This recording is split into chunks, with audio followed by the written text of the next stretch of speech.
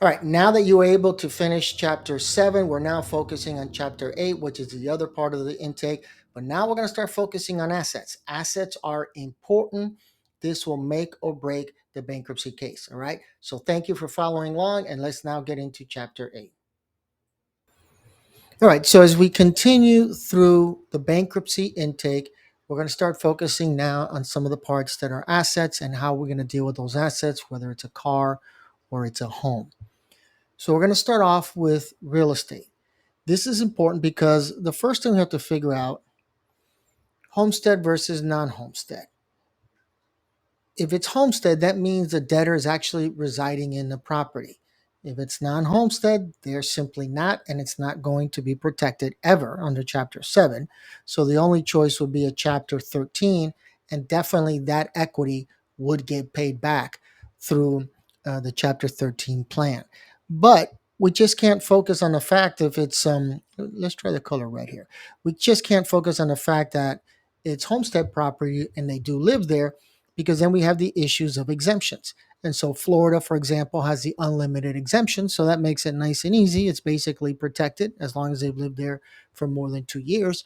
But other states do not. Remember, I always refer to Georgia, which only has 21,500. So we have to figure out also the value of the property. I mean, simple math, if they have 100,000 in equity, you subtract that amount, what is that, 88,500? That's not protected. So we're already going back to a Chapter 13 situation. So we have to figure that out, starting off with that. If the debtor happens to be renting out the property and they're residing with whomever, same thing, that is also non-homestead property. A lot of times debtors will say, oh, but I filed for homestead, so that's homestead property. What's homestead for purposes of bankruptcy versus for in the county and getting taxes and everything, those are two completely different things. That gets filed like that under Chapter 7, they're going to lose the house in a hurry. Now, other issues we have to focus on, and this is why I referred before to divorces, is just that issue of if the house is going to be sold in a divorce, what are they going to do with the funds? If they say, well, I'm just going to keep it, prepare for retirement, etc., that house isn't going to be protected. Again, we go back to the homestead issue. Let's do a better drawing here. We go back to the homestead issue. Also, maybe they just sold a house recently. Where did the money go? Again, if it's going to be protected or not. Now, always bankruptcy, I just like to say simply, it comes down to money. If you sell a house and there's really no gains there, they barely, a couple $1,000, and this is a non-issue. There are sections of the bankruptcy petition where that gets listed. I mentioned before SOFA, Statement of Financial Affairs. That's going to be considered a sale or transfer of the property. That would get listed. It wouldn't affect the case, but you still have to list it anyway. Now, as we continue dealing with the property, remember the mortgage, we have to figure out what the equity amount is just to make sure that it's protected. But we also have to focus on other things. And again, it's always about money. Where did the money go? A lot of times clients say, I refinanced the property. Great. What did you do? Oh, I had $25,000 in credit card. Boom, got rid of that. So I'm happy about that. Okay, but you're seeing me a year later and you have 25,000 in credit card again. This is going to be a problem with the trustee. Where did the money go? How was the money spent, etc. A lot of times the expenses are legitimate or increasing. I've had clients who normally, if you go out and get a personal loan for 30,000 and file for bankruptcy 2 months later, you're going to have an issue with the trustee. But I've had clients who had just refinanced debt, they end up in the hospital, and now it's forget it. This can't be done, and so they end up filing for bankruptcy. But where the money went, from that personal loan was to pay off the debt. So just the debt transferred. It's not like they have cash, but you have to figure those things out and make notes and notations in the intake so there are no problems.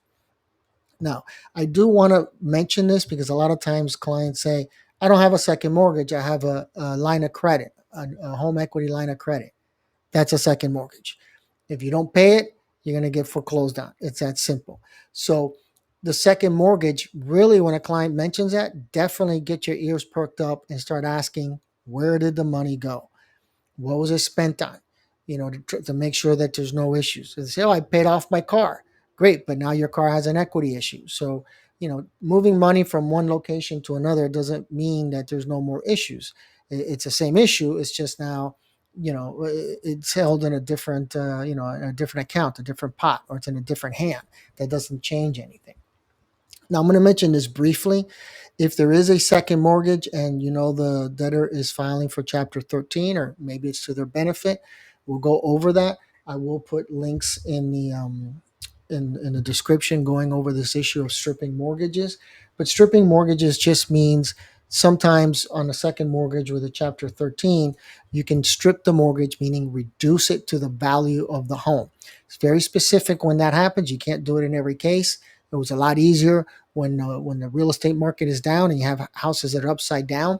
But we'll go over that. I'll just put a summary there because we don't have to worry about that too much now. But you can just read the other links to learn about that issue. Now, the other thing I want to point out here is taxes and insurance.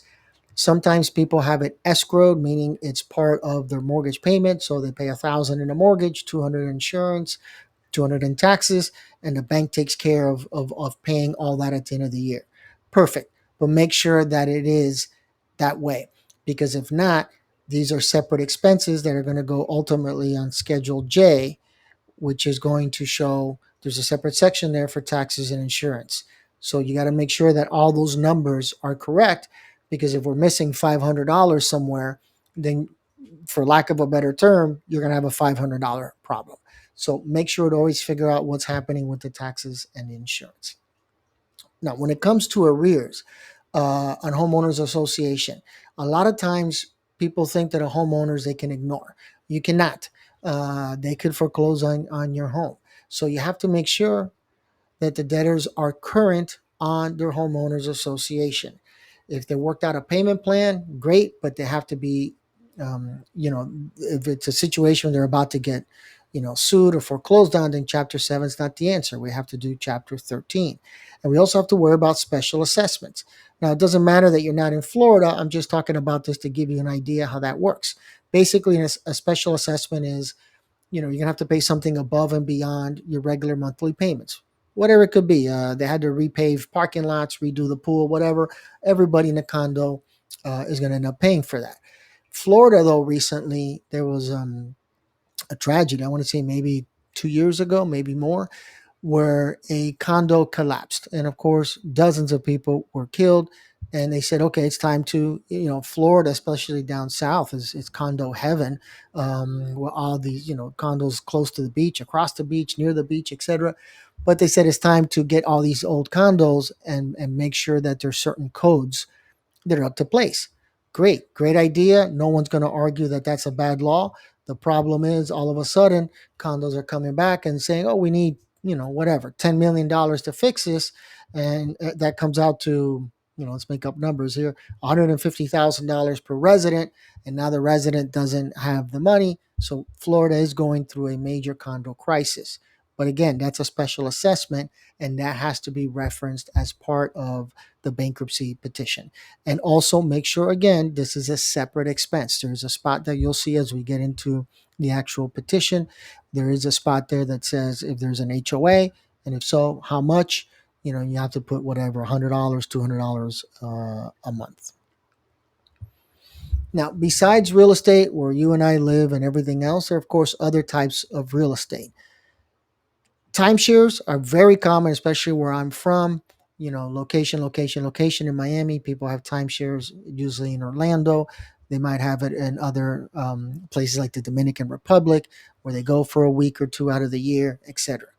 The problem with timeshares is when it comes to bankruptcy, they typically don't want it. Neither does the trustee. There's rarely any equity in it unless it's paid off.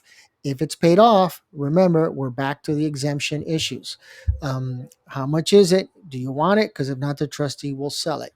But typically, if there's money owed on it because they really don't have value, then the trustee will just say what they call abandoned interest, which I mentioned before, and then we move on with it. So you can't surrender that.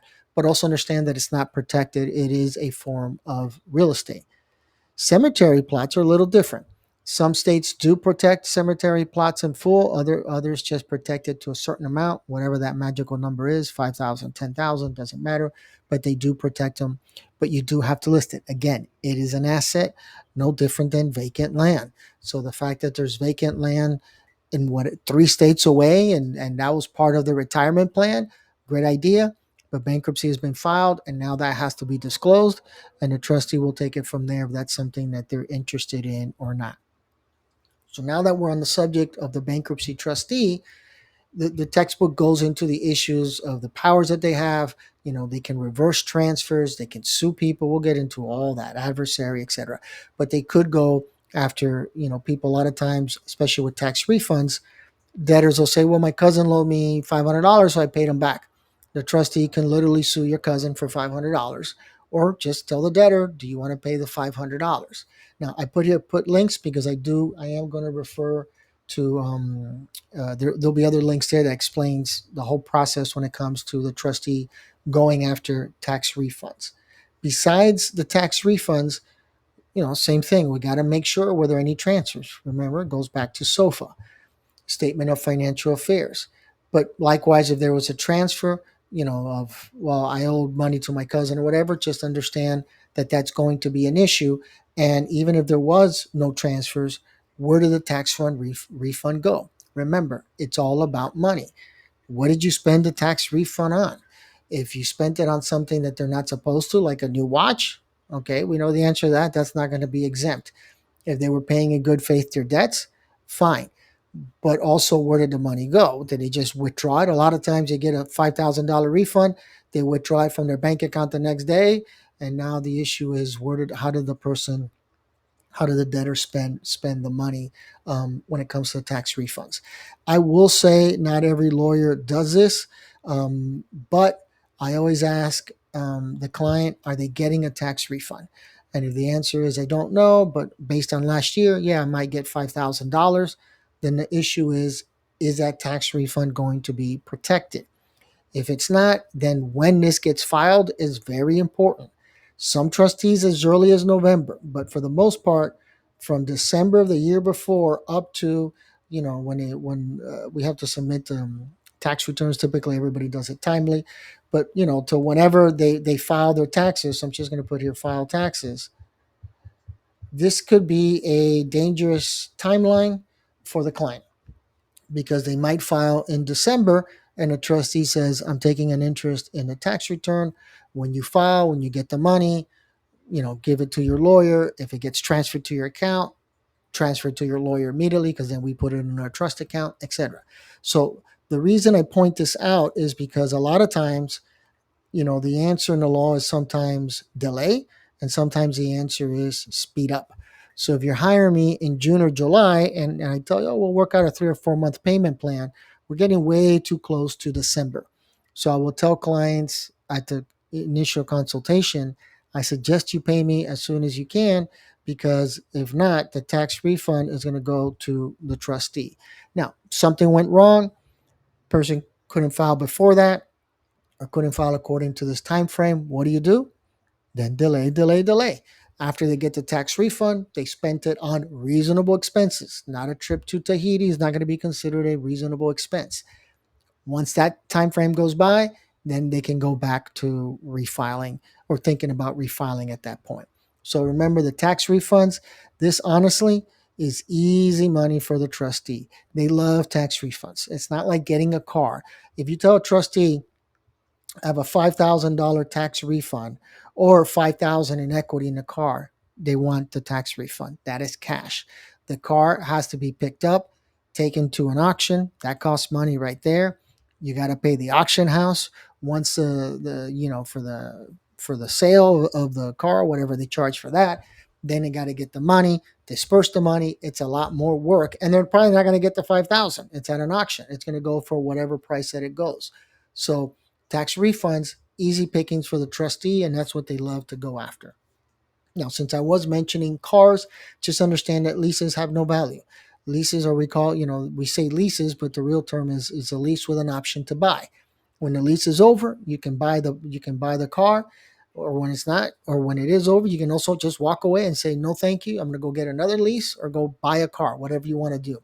So there is no value or equity to worry about at that point. But again, if the client does have a car, how much equity? You have to go on websites like kbb.com, Kelly's Blue Book, try to figure it out. Sometimes we use Nada, which is the other website that'll give you the most current values on cars, and just do a quick estimate if there's equity or not. And if there's too much, then that has to be explained to the client what the consequences are. And also note that debtors and co-signers will be listed in the bankruptcy petition. Just because there's a couple that's married doesn't mean that the wife is going to file. Maybe it's only going to be the husband. But if she's a co-debtor, she's going to get notice of the bankruptcy petition, and the client should be put on notice that, for example, the car is being surrendered, that the other party is responsible for that. A lot of times, co-signers don't know that because they say, but I don't use the car. I'm just a co-signer. I'm just trying to help my cousin or my friend get a car that had bad credit, that went through some bad times. That's fine. But that's a contract that was signed with the lender where you would both be responsible for that. So a lot of times people get these two terms right here confused, and they don't understand that a co-signer is going to be responsible for the car. They signed basically, the contract. So they will get notice. So if you have two people and the debtor files for bankruptcy, then just know that the co-signer or the co-debtor now has the responsibility of making those payments if that car was surrendered. Of course, if we do the reaffirmation agreement, which that means they keep the car, then we don't have to worry about that issue. But just keep that in mind to let clients know. So now what we have left here is we've gone over real estate, right? That's an asset. We've gone over a car. That's an asset. What about everything else? Everything else has a value. Might be a minimal value, but it's a value nonetheless. That doesn't change. So we have to estimate the value. First, I'm going to tell you, put in all financial accounts. You don't get to pick and choose what bank accounts. There's a bank account there that the client for 2 years hasn't put any money in there, but there's $1 in there. List the bank account for $1. Does the trustee want the dollar? No. But if somehow the trustee finds out, common sense, that opens the door to what else did you not list in the bankruptcy petition? And then maybe it's not a big deal, but it's more work. And then all of a sudden things could go south in a hurry. Excuse me. So it's important to list everything. But now when it comes to the value of personal property, what is it worth? To be honest with you, I don't know. I always tell clients there's not a book out there that tells me how much your sofa is worth. But how much you think you can get for your sofa? If you wanted to list it on Craigslist.com, or you do a garage sale and you put the furniture outside and you tell someone, here's my sofa, how much are you going to buy it for? That's the value. Why? Because everything is going to be based on fair market value. Fair market value is just what the value is today. Craigslist garage sale, that's the fair market value. You're not going to get more, anywhere else, because a sofa only has so much. And I know you paid $1,000 for your sofa. There's a one in there somewhere. I know you paid $1,000 for your sofa, but it's not worth $1,000 today. It's not even worth $1,000 a month later. So again, fair market value. You have to list all that. Clothing, don't skip out on all those things. You'll see in the bankruptcy petition it says clothing. It's used clothing. It's not worth a lot, but it has a value. My computer. I have 3 computers. One is very old. It's not worth anything. The one I'm using currently, because I have the pen that I can do these lines with that I love. Um, I don't know what I paid, maybe 1,500. I doubt it's worth 500, but I just bought a $2,000 computer, but it's also not worth $2,000 today. Maybe 15, 16. But again, you have to put all that there. Clothing, furniture. I always tell clients to make it nice and simple. What do you have in furniture? And they just say $2,000. You're like, wonderful. Can we be a little more specific on that? So here's my diagram of a house. Bedroom 1, bedroom 2, bedroom 3. We'll just say this is the living room. And I tell clients, okay, you walk through the living room, the front door. What's in the living room? Oh, I have a sofa and an ottoman. Great. What year did you buy that? And how much did you pay? And what's worth it today? Because clients tend to just put minimal information in the intake, and you cannot transfer that to the bankruptcy petition. Just dig deep, we're talking to law here, so think like a lawyer. Ask questions until there's no more questions. So you went through bedroom 1, bedroom 2, and bedroom 3. Bedroom 3 has one, twin bed and a nightstand. Great, just put it in there. The trustee doesn't want that, but it's good to put all that information in there. Again, that protects both parties. It protects the lawyer and it protects the client. Okay. Same as always with my closing. If you have any questions or comments, feel free to post them in the description below. There will be a couple of links that you can review that coincide with this regarding the issue of tax returns and lien stripping. All right. Take care, and I'll see you at the next time around, which will be chapter 9 of the textbook.